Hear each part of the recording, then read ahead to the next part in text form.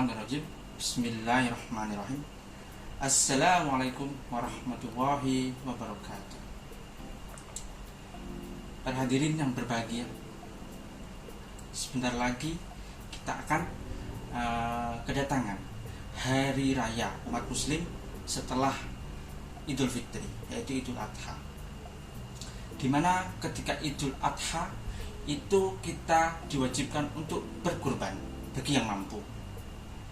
Dalam kutip yang mampu, bagi yang mampu saja. Bila tidak mampu, maka pada suatu riwayat telah dijelaskan bahwa Nabi Muhammad SAW pernah menyembelih dua ekor kambing. Yang satu diatasnamakan beliau dan keluarganya, dan yang satu diatasnamakan umatnya. Jadi terkesan begitu sayangnya Rasulullah kepada kita. Jadi kalau misal Anda tidak mampu, maka Anda beruntung. Anda telah dikurbankan oleh Rasulullah SAW yang pasti makbulnya. Kalau kurban kita sendiri, wallahu a'lam. Semoga Allah mengabulkan kurban kita. Berawal dari kurban, kembali kita meninjau sejarah bermulanya kurban, yaitu ketika Nabi Ibrahim alaihissalam akan menyembelih putra satu-satunya, yaitu Nabi Ismail. Waktu itu putra kesayangannya, bukan satu-satunya. Dan ketika itu Allah menggantikan Nabi Ismail dengan satu ekor kambing dari surga.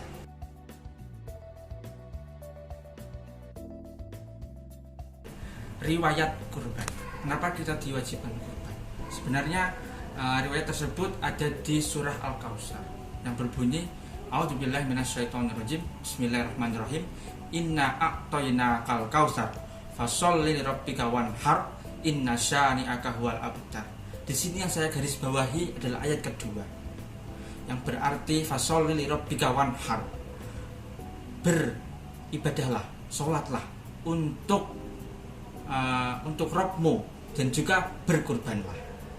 Maka kita bisa kutip dari ayat ini bahwa kurban itu termasuk kewajiban kaum muslimin bagi yang mampu. Selanjutnya akan saya paparkan tata cara penyembelihan hewan kurban. Tata cara penyembelihannya adalah usahakan pisau yang kita pakai harus benar-benar tajam. Lalu kita mengucapkan niat Bismillah Allahu Akbar. Bismillah Allahu Akbar. Lalu kita misalkan kita gorok, kita tebas leher dari hewan tersebut. Usahakan sampai urat nadinya langsung putus. Karena bila tidak putus, maka itu akan menyiksa hewan tersebut. Dan setelah kita putuskan urat nadinya, otomatis sudah mati, hewan tersebut sudah mati, dan kita bisa untuk memotong bagian-bagian selanjutnya.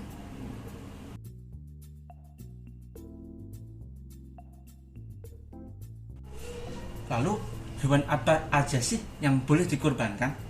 Yang pertama adalah domba atau kambing.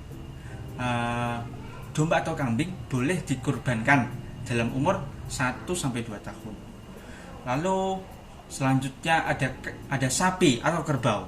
Sapi atau kerbau minimal 2-3 tahun. Dan yang terakhir unta. Unta ini yang paling panjang usianya, 5-6 tahun. Ya, jadi nilai kurban dari sapi, kerbau, unta itu sama, 7 orang. Sedangkan kambing atau domba itu dihitung 1 orang. Lalu selanjutnya apa saja syarat hewan kurban? Hewan kurban itu diutamakan hewan yang sempurna fisiknya. Bila hewan tersebut terdapat cacat fisik, misal tidak punya tulang sumsum atau matanya picek dan tanduknya rusak, dan tetap fisik dan sebagainya, itu maka hewan tersebut tidak bisa dikurbankan.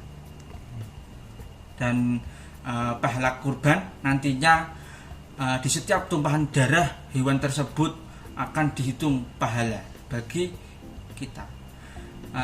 Lalu selanjutnya kurban itu dikirimkan untuk siapa sebenarnya? Yang pertama adalah untuk kita bagi-bagikan dulu.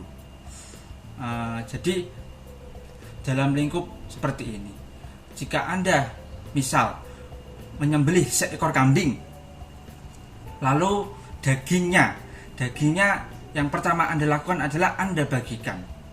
Di sini bukan dalam ruang lingkup sedekah, karena misal Anda membagi kepada tetangga Anda yang cukup berada, maka itu tidak bisa dihitung sedekah.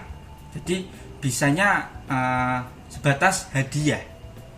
Dan yang kedua kepada fakir miskin. Terus yang ketiga, kita makan sendiri, karena kita juga berhak untuk menikmati daging kurban yang kita kurbankan sendiri. Jadi kurang lebih seperti itu yang dapat saya paparkan tentang hari raya kurban ini. Maka disunahkan Rasulullah bagi yang mampu kita untuk berkurban, karena hari kurban sejatinya adalah hari kemenangan, di mana semua umat muslim bersukaria pada hari itu.